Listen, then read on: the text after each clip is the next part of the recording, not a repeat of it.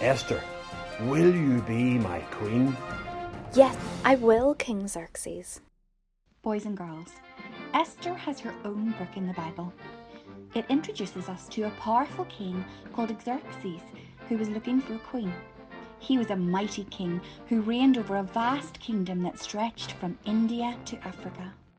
My royal palace is called Shushan. This is where I rule over the largest kingdom ever known.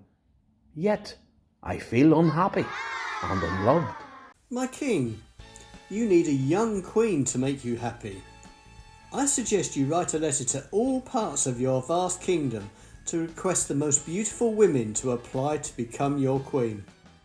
Living very close to the king's palace was a Jewish man named Mordecai, one of the king's officials, who had adopted Esther as his daughter. My dear, you are the most beautiful lady in this kingdom and very precious to me. I have no doubt you will win the title of queen. I don't believe it. I've been selected to go to the palace. God will use you, Esther, for such a time as this. Goodbye, Esther. Do not let anyone know you're a Jew. Keep this a secret until you must tell the king. When Esther arrived at the palace, her maid welcomed her and showed her around.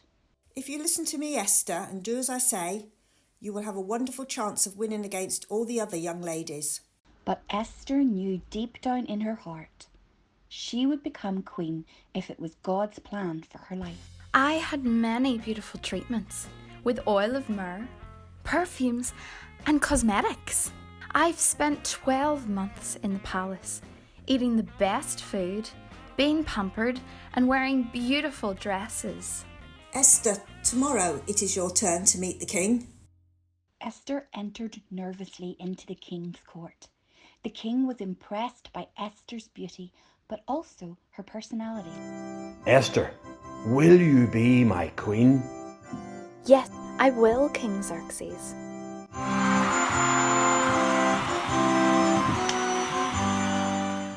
Shortly after, the king promoted a man called Haman to be his top advisor.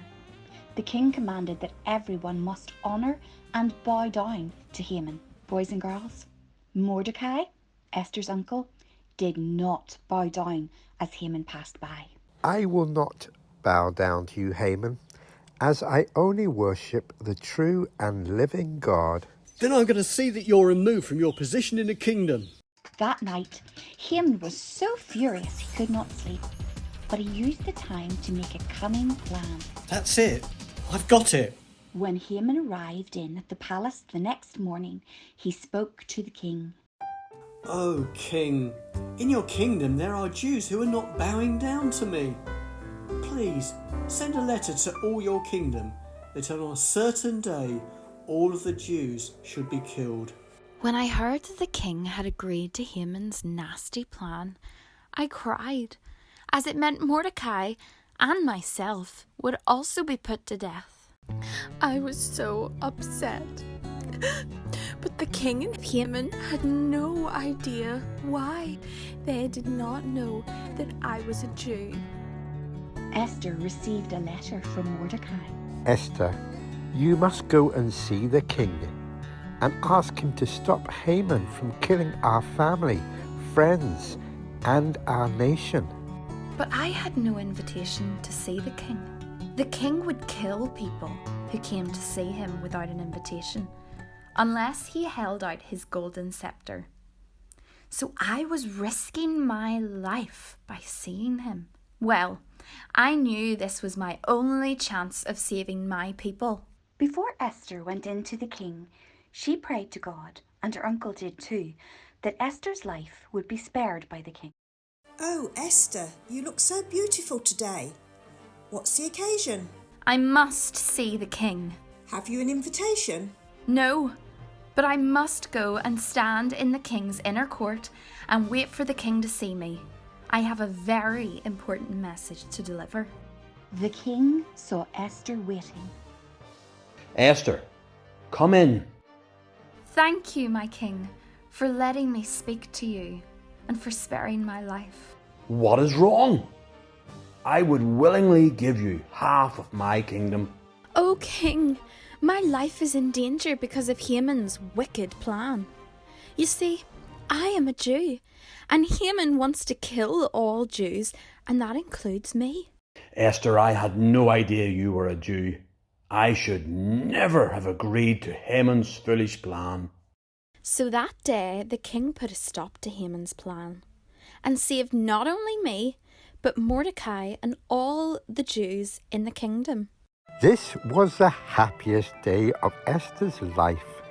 All the Jews sent presents to each other and celebrated for 2 days, knowing that their lives had been saved. The God of heaven sent his son Jesus, who didn't just risk his life, but gave his life on the cross to save us from the danger of our sin. Queen Esther's one act of obedience and bravery saved our people.